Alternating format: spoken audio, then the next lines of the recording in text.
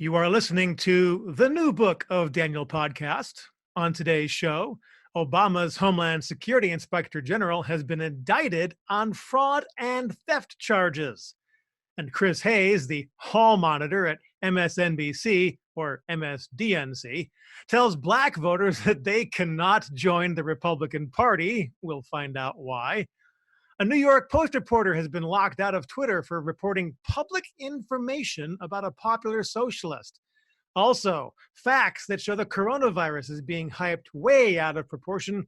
And Donna Brazile tells GOP Chairwoman Ronna McDaniel to go to hell.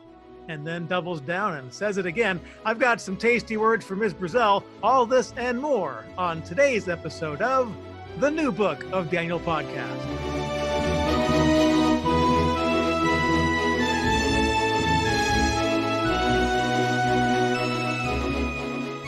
Hello and welcome to the new book of Daniel podcast. My name is Daniel Bobinski. I'll be your host on this adventure. And I've been gone for a couple weeks. I was last uploaded a podcast episode about 2 weeks ago. I ended up going to CPAC, and that was a lot of fun. Very busy week, meeting with lots of people there. And then I came back and got into doing some training that I needed to do for clients here locally and some one-on-one coaching, which is what I do to pay the bills. So it's been kind of eating up my time. Speaking of which, the podcast is sponsored in part by myworkplaceexcellence.com, which happens to be my company. Go to myworkplaceexcellence.com and get a screaming deal on a DISC assessment and 2 hours of coaching from moi. If you want coaching from a one-on-one expert who's been doing it for 30 years, that would be me. I am the author of the best-selling book, Creating Passion-Driven Teams. Got some chops. One of my coaching clients went on to become the CEO of Motorola. So if you want to take advantage of this screaming deal offer for $195 for a DISC assessment and 2 hours of coaching, that's way more than 50% off. You'll want to go to myworkplaceexcellence.com. Okay, let's move on quickly to this jump in. I got a lot to cover in today's show. Let's start with this Donna Brazile story. She was on a Fox show and she's being interviewed. And she tells the RNC Chairwoman Ronna McDaniel to go to hell because Ronna McDaniel was wondering, why did Pete Buttigieg and Amy Klobuchar drop out and endorse Joe Biden suddenly? Looks like they're trying to pull the nomination away from Bernie Sanders and give it to Joe Biden. And Donna Brazile got all bent out of shape and got all fired up and told Ronna McDaniel to go to hell and stay out of our business. And I was pretty shocked, even when the hosts there at the show said, whoa, and she doubled down and said it again. Even the next morning when she was on Fox and Friends, she said I was a bad girl, but I'm a hot sister, like that's some sort of excuse, and she wouldn't apologize. I was blown away. I think her words were over the top, way over the top. I think that phrase, you'll never hear me tell anybody to go to hell. I think that phrase is more offensive, 1,000 times more offensive than using the N-word. And Donna, you've got some experience with that. I'm probably pretty sure about that. Have you ever seen the description of hell, Donna? Would you want your worst enemy to go there? What are you doing telling somebody to go there? I think you need to apologize not only to Ronna McDaniel, but all of America. And I think that Fox News needs to fire you. If you were a white conservative male, you would have been fired that day. But because you have this privilege of being the mistress of intersectionality, you are a liberal black female, you can get away with all sorts of stuff. Fox News is letting you get away with it. Any place else, a conservative white male would have been fired that day within the hour. You need to be fired.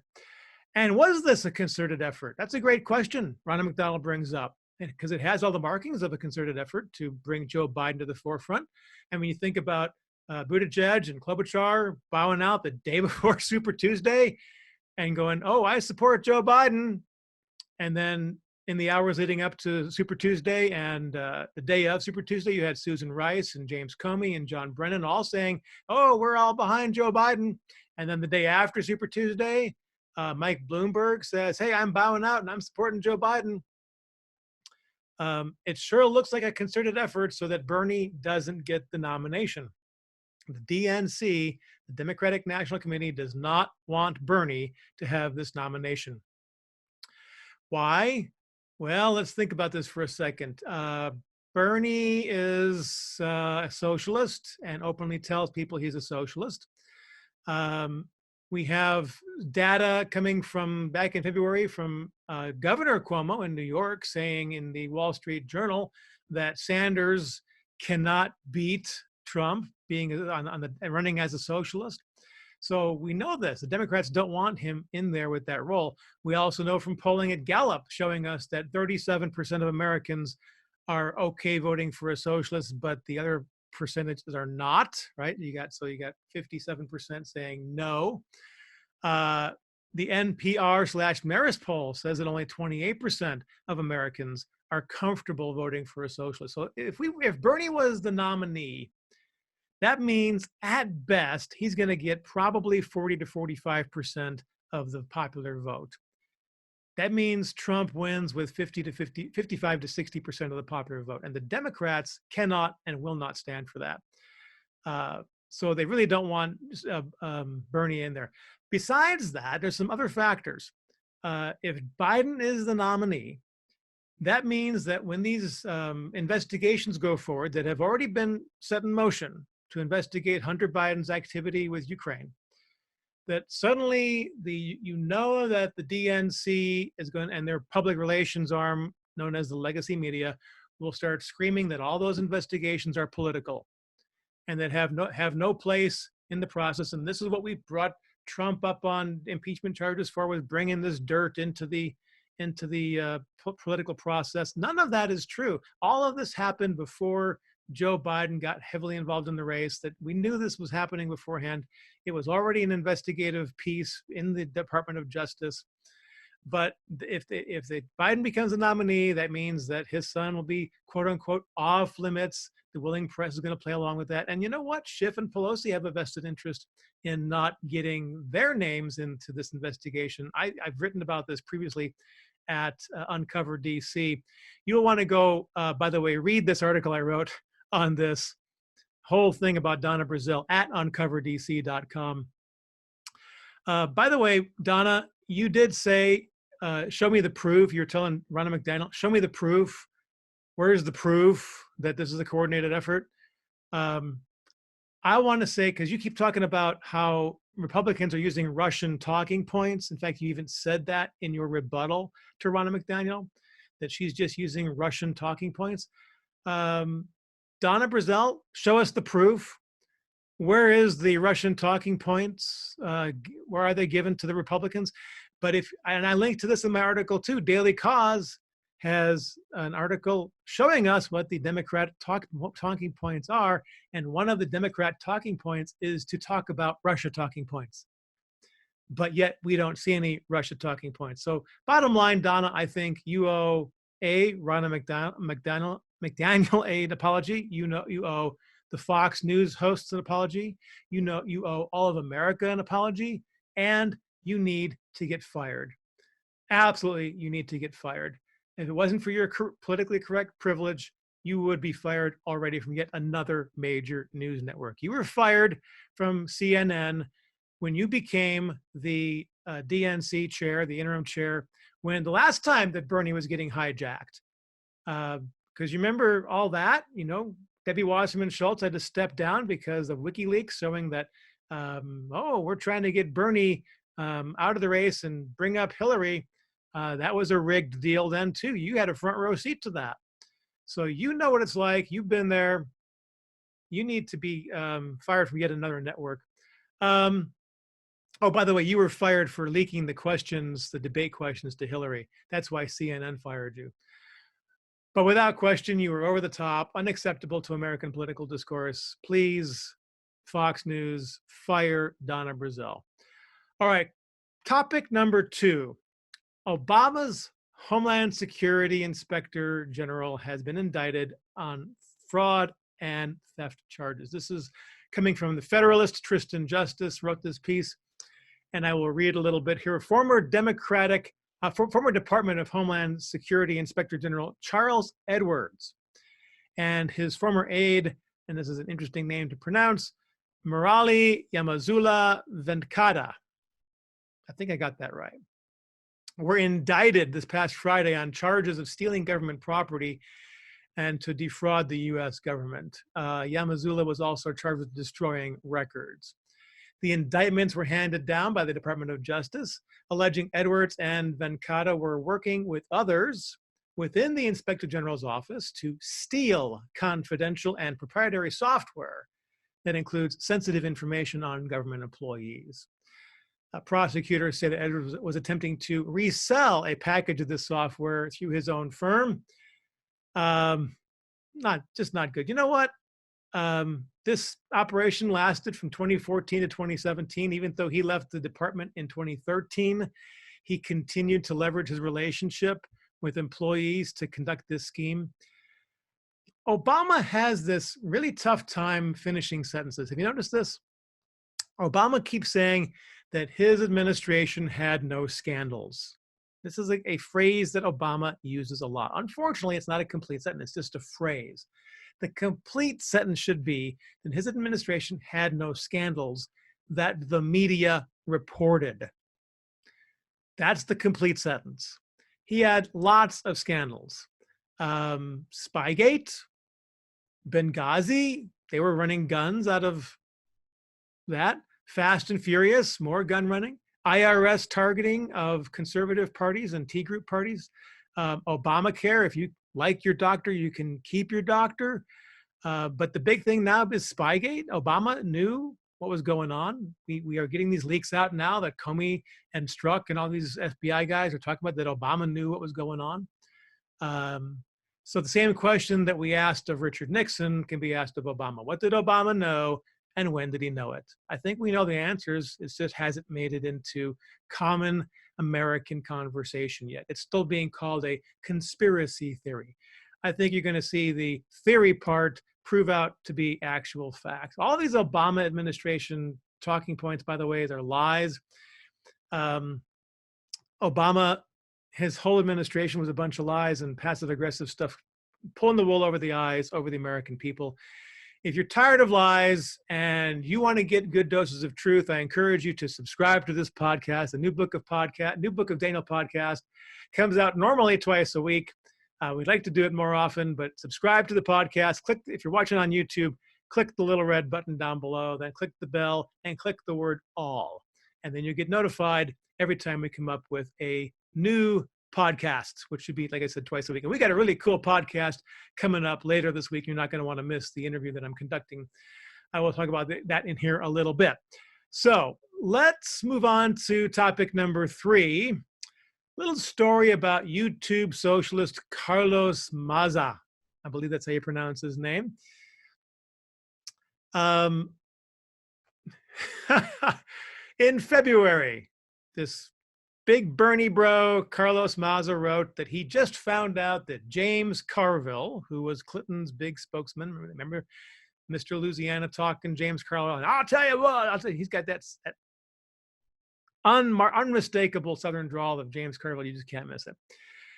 But Maza writes, I just found out that James Carville, who spends his time lecturing Democrats for being too far left, lives in an absolutely obscene 4-story mansion. And Maza posts a picture of Carville's house and a lot of photos of the inside of the house. And he says, Dear God, can we stop taking political advice from the ultra wealthy? He says, you really have to respect this guy's grift, constantly dressing in normal clothes on TV to feign relatability while living like this, a masterful con artist. And like I said, Maza posts a bunch of pictures of Carville's home, the interior and the exterior. So that was in February. March 7th, John Levin, depending on how he pronounces it, writes in the New York Post that Carlos Maza doesn't like rich people. But if Maza wants to start eating the rich, he may have to begin with his own family. And I'm reading here from Levin's piece. He says, throughout his clan, the Millennial Firebrand, Maza, is connected to multiple Florida mega mansions. A $7.1 million pad on the Upper West Side of New York purchased under an LLC and a luxury yacht. 4 members of his family are registered to vote at in a 5-bedroom, 8-bathroom waterfront palace in Boca Raton, Florida. That property sold in 2018 for $10.8 million. The family has also sold recently a 4-bedroom, 4-bath home for $1.8 million. Maza's mom currently resides full-time in a $4.4 million condo in Florida, also purchased under the LLC.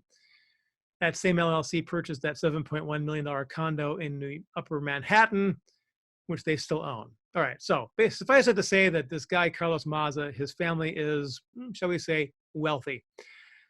His stepfather, basically, his mother's fiance, who's been the fiance for a long time, so for all intents and purposes, his stepdad, owned a software company that sold last year for $11 billion, with stocks going for $331, almost certainly making the family a instant 9-figure millionaire, if not billionaires.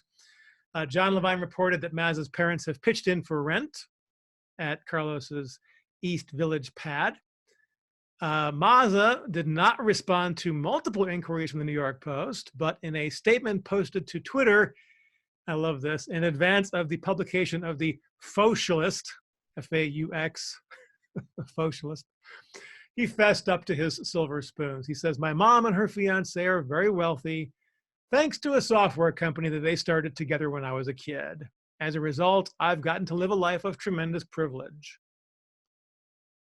And yet he's dishing it out on James Carville that we're taking advice from the wealthy? Maza. We call this in my language hypocrisy.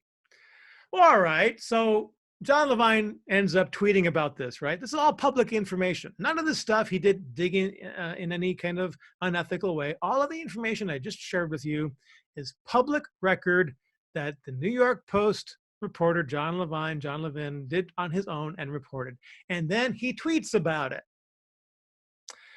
which leads us 2 days later to New York Post reporter locked out of Twitter for exposing socialist YouTuber Carlos Maza as coming from elite wealth. New York Post reporter John Levine was reportedly locked out of his Twitter after exposing YouTuber Carlos Maza, a socialist who regularly attacks the rich, as coming from the elite himself. The news broke Saturday evening after Maza spent years slamming the wealthy. If not, it's not immediately clear why Levine was locked out of his Twitter following this report, because all the information that he presented and the images that he posted are all publicly available. Andy No, the editor-in-large for the Post-Millennial, urged Twitter followers to follow Levine and called for the platform to reverse Levine's locked-out account and reverse the tweets that they've censored. Public figures are not above scrutiny, he says, especially not millionaire celebrity socialists who live in waterfront mansions. I did see, between making my show notes and going to camera here, that John Levine has actually already withdrawn his tweets. He's wanting to know why they want to lock him out. This is not the first time. Who's the guy that runs Veritas? James O'Keefe.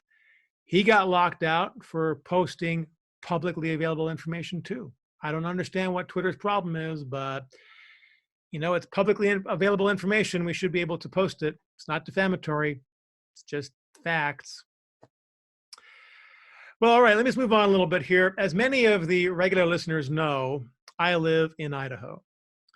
Idaho is one of the most, if not the most conservative states in the nation. And as of January, just a few months ago, it's also the least regulated state in the nation. Our governor, our state house has been pretty busy eliminating regulations. And yes, that is possible. It can be done. Even Trump is doing that back in Washington, D.C. But we got a problem here in Idaho. We have people that have been escaping the 3 provinces of what I call Western Libtardia, Washington, Oregon, and California.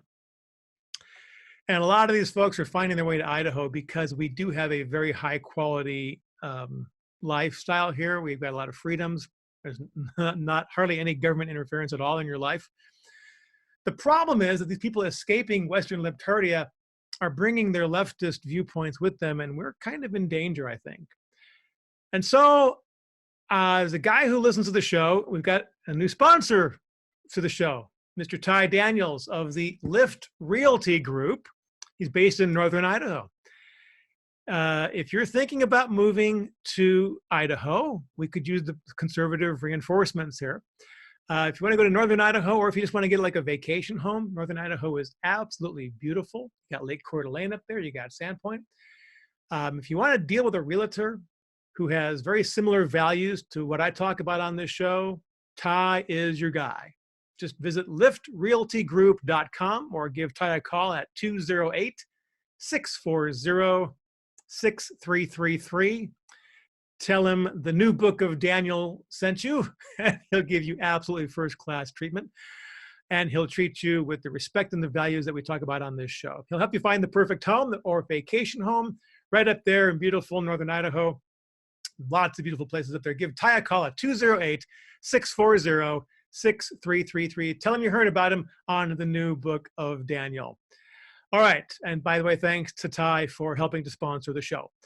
All right, let's move on now to this coronavirus thing, which, by the way, we should not be calling it a coronavirus, because using that term is basically saying a mammalian animal. It's really COVID-19, but for conversation, we just call it the coronavirus, but it's COVID-19. There's lots of coronaviruses out there.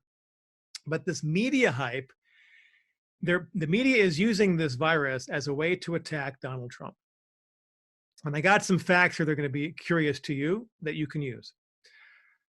This past Sunday, Mr. Chuck Todd on Meet the Press, he was trying very hard to compound his attack on Trump. I call these guys the public relations arm of the American Marxists and Socialists.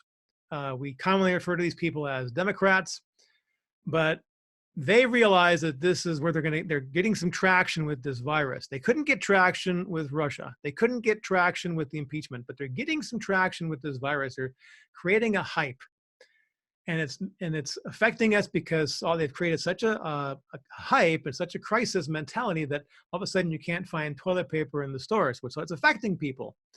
So now they're trying to tie that to make Trump look bad.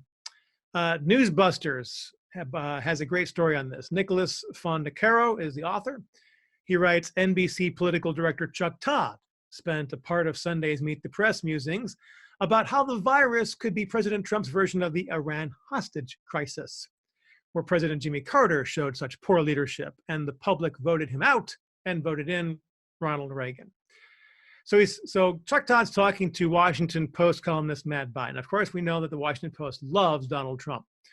But he says what the hostage crisis was to the final year of Carter's presidency, not his fault, but it's a test in real time. This is what seems to be happening for Trump. And Washington Post columnist Matt Biden replies, and I want you to listen to this carefully. He says, there's a certain capacity for chaos in American voters. They don't like chaos. They don't like uncertainty. The markets don't like it. The voters don't like it. We don't like it in our daily lives. So how many times now has Biden said we don't like? About half a dozen times. He's driving the point home. We don't like this. We don't like this. We don't like. We got the point here, Matt, right? He says, I'm frankly surprised that the exhaustion from the chaos has been as slow in coming as it has in the American public. But this does hold the potential, if it goes badly, to become a kind of Jimmy Carter-like scenario where the public just says, I can't wake up with this anxiety every day. We've got to have some kind of leadership. And it's like, hello, they're just driving this whole doubt factor home to the viewer that we don't want this chaos, that we don't like this, we don't know how much anxiety we can take. We've got to have some kind of leadership, implying that Trump is not providing leadership in this virus effort. I've got some facts for you here in a moment. Just hang on.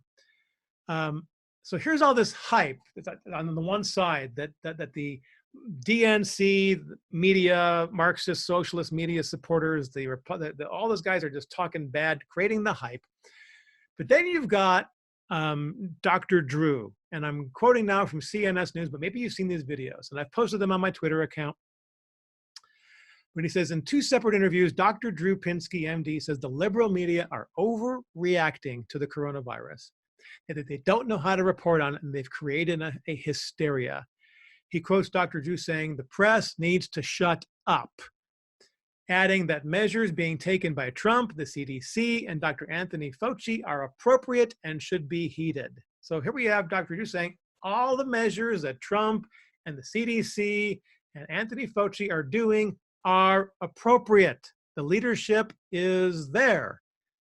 So they'll get the leftist media, the legacy media saying, where's the leadership? And then you got Dr. Drew saying all these things that he's a doctor saying all this stuff is in place.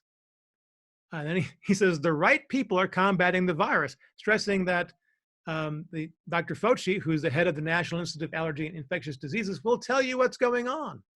The anxiety is being created by the press. And the press is the PR department of the DNC, the Marxists. They want Trump to look bad. This is how they're getting traction. They don't care if it hurts us, our families. They don't care if it hurts the economy. We've heard them say for a long time, they're kind of hoping for a recession to make Trump look bad, to vote him out. And Dr. Drew says, let me frame it this way. We have right now in the United States 24 million cases of flu-like illness, 180,000 hospitalizations, 16,000 people dead this year from the flu. Did you hear that? 16,000 people dead this year from the flu. Why is this not being reported? Why is this not the crisis? And I'll tell you why. Because the flu happens every year. Those numbers of deaths happen every year. COVID-19, this virus is being hyped as a crisis because it's new. It's out of China. It's, oh, crisis. And as any good Democrat will tell you, never let a good crisis go to waste. So this DNC, the PR arm of the public relations arm of the Democratic Marxists, is just hype. Because first of all, it gets people watching the news. They get more advertising dollars. The rest of the country's economy, be damned. We just damaged Trump. We damaged the economy just to try to help our Democrat candidates. If you are wise, you will recognize this for what it is. There is no reason to panic. I will add the caveat. If you are elderly, the flu and this virus is always a concern to you, because it is mostly the elderly, people with low immune issues, with already immunocompromised or with respiratory issues, are always susceptible to death from flu. And COVID-19, this coronavirus, is a virulent strain of flu. That's what it is. Let me tell you this. I'm recording this late on Monday. As of the time that I'm recording this, I just checked the news. There are 26 deaths in America from this virus. What did I just say? There's 16,000 people dead from the flu and 26 dead from this virus. Of the 26 deaths in America from this virus, as of this recording, 22 happened in the state of Washington. That means 4 deaths from this virus in 49 other states. 22 deaths in the state of Washington. Authorities have said that 19 of those deaths have occurred at one healthcare facility, Life Care Center of Kirkland, Washington. And according to their website, the Life Care Center of Kirkland provides skilled nursing, rehabilitation, and long-term care, mainly for elderly people on Medicare and Medicaid. Other reports that I've read on this said that the facility normally has between 3 and 7 residents dying each month. That's a typical month for them, is 3 to 7 residents die. So 26 deaths in this country, 22 of them in Washington, 19 of those 22 at the Life Care Center of Kirkland, Washington. This is not the big hype scare that Chris and Chuck Todd and Chris Hayes and everybody else is out there is talking about in the major media is trying to make it look like it is. Yes, it is an issue, especially if you were elderly. Flu is always a concern if you're elderly. So for that reason, if you are elderly, stay home. You need food? Send someone else to go shopping for you. A lot of grocery stores will deliver. Pick up the phone. If you don't know anybody, pick up the phone and call your local grocery store. A lot of grocery stores will deliver now. If you're concerned, just say, you know what? I'm elderly. I don't want to get the flu. Could you please deliver? I bet you would find people who have got big enough hearts, even if the grocery store doesn't normally deliver, somebody would for you. If you're an introvert, hey, this is great. Stay home. If you're an extrovert and you're elderly, hey, pick up the phone, call your grandkids, call your kids. You spend some time talking with old friends. If you got video, use Zoom, use Skype, use FaceTime, talk with your friends and family. If you're elderly, yes. If you are immunocompromised already, yes, it's a concern, just like you'd be concerned about the flu. 16,000 deaths already this year from the flu. This is a virulent strain of the flu, and it's a respiratory flu, not a stomach flu, which kind of makes me wonder why are we so out of toilet paper all of a sudden, since this isn't even a stomach flu. This is a respiratory flu, more media scare. But it is what it is. If you're wise, you will pay attention to what's going on out there with this. All right, let's wrap up by talking about this, what I'll call the fake news story of the week. And we're going to be starting a new feature with Uncover DC. I'll talk about it more on my next podcast, but I got some cool stuff. We're going to be doing a feature with Uncover DC on fake news. But here, let me wrap up this particular show with some fake news. As I mentioned at the top of the show, we got Donna Brazile, right? She's kind of going way over the top. Chuck Schumer standing outside the Supreme Court, going way over the top, threatening Supreme Court justices. And if I may sidetrack just for a second, Chuck Schumer needs to be censured. If nothing happens to that man, for him physically threatening Supreme Court justices, when you say you won't know what hit you, that is a physical threat. I don't care how much backtracking he tries to do. If he is not censured at minimum for that, that is a green light for every Marxist, socialist, Bernie bro out there, every Elon Omar out there to say and do the same kind of thing. And all civil conversation around political dialogue in our country will be gone. People who cross these lines must be dealt with. Donna Brazile, Chuck Schumer, they have to be fired, or at worst case, Schumer's got to be censored. Anyways, these people know that they're going to lose the White House again. They know this. What they're terrified of is losing the House. They can try to stop Trump from uncovering all their corruption if they keep the House and they keep doing what they did this last 3 years. If they lose the House, Trump's going to have all he needs to start digging into the corruption and exposing these people for what they've done. So they know that they need to, and they're going to go over the top. And they're already going, here's some more going over the top. I can't call it NBC anymore. It's MSDNC. It's the Democratic arm of the Marxist socialists that we tend to call Democrats in this country. They had Chris Hayes on. He's kind of the hall monitor over there, and 3 black guests. And they know that blacks are leaving the Democratic plantation in droves. Trump he won in 2016 with 8% of the black vote. He's currently polling, in some polls, 38% of the black vote. Democrats know they cannot win if 38% of blacks vote for Trump. Okay, so they're going a little bit off the rails here. So here on MSNBC, Chris Hayes, as reported in the Washington Free Beacon, is telling black voters, get this, that they can't join the GOP because of structural white supremacy. You heard me correctly. Quote, white people in America have 2 parties to choose from, and between those 2 parties, they sort in all kinds of ways. but he asserted that all Black Americans must, quote, join the Democrat Party because they're the only party that they can be a part of because of the nature of structural white supremacy in America. Mr. Hayes, can I just right here today call you a liar? Yeah, I will. You're a liar. Perhaps you've maybe heard of Dr. Karlyn Borysenko, who, by the way, is going to be a guest on my next podcast. So you want to tune into that later this week.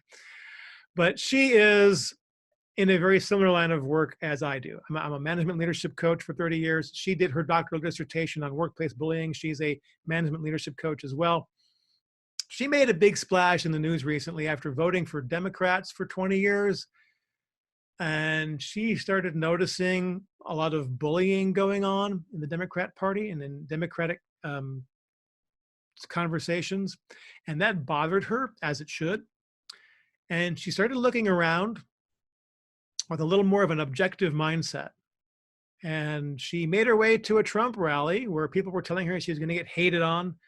And she found out she wasn't hated on. And she noticed that there was lots of Blacks and Hispanics and Asians and whites all being friendly to each other, unlike what the major media, the legacy media would tell you. And so she was so moved by this that she is no longer a Democrat. She's now a registered independent. I ran into her at CPAC. We had a great talk. And she was right there saying the same thing. I was talking to her and she said, look at all the Black people around here. Look at all the minorities engaged in conservative politics. And we're going to talk more about that later this week. So make sure you tune in for that podcast as well. But you see Chris Hayes over at MS and MSDNC, he's lying because he needs Blacks to vote Democrat. They want Blacks to believe that. They're hoping that Black people will listen to that statement that he made and believe them and not look into it for themselves. The DNC needs Blacks to believe that lie or they risk losing the House. So Chris Hayes, you are lying. If you doubt me, just look over to Senator Tim Scott, happens to be Black. Look at Kim Klachik, running for Baltimore Congress 7th District. By the way, I ran into her at CPAC too. I'm going to be telling her story on a future podcast. What an amazing story she has. John James, Black guy running for the Senate instead of Michigan. You got Herman Cain ran for president. Alan West was a congressman, now down there in Texas. Condoleezza Rice, Clarence Thomas, Michael Steele, Candace Owens, Ben Carson, Alveda King, who happens to be the niece of Martin Luther King. I mean, I could tell you hundreds of names. These are the ones that most people are going to recognize. But you want to go back to like the Civil War with a bunch of white people, Republicans, fighting to free Blacks. And from 1869 until 1935, the only Blacks in the Houses of Representatives were Republican Blacks. You didn't have Democrat Blacks in the White House. Every Black that served in the House of Representatives in the United States of America from 1869 to 1935 were always Republicans. I can't even repeat on this podcast what our Democrat President Lyndon Baines Johnson said when the Republicans were pushing the Civil Rights Amendment and the Democrats didn't want it, and Mr. Johnson went ahead and voted for it and said, I'll have those blanks voting Democrat for the next 200 years. And I'll just say the word Black people. You can insert whatever word is socially unacceptable to say. So no, Chris Hayes, your public relations work here for the DNC is nothing but a lie. Democrats don't want Blacks to step off the plantation, so you get a little bit ticked off. Blacks are very welcome in the Republican Party. Very welcome. So be sure to tune in later this week with my interview with Dr. Karlyn Borysenko. Be sure to look up this article that I wrote on Donna Brazile over at uncoverdc.com. If you want to follow me on Twitter, it's at New Book of Daniel. If you're on Facebook, find me at facebook.com/New Book of Daniel. You can send me an email at newbookofdaniel@outlook.com. And of course, if you want to go below and leave some comments down below, you can do that too.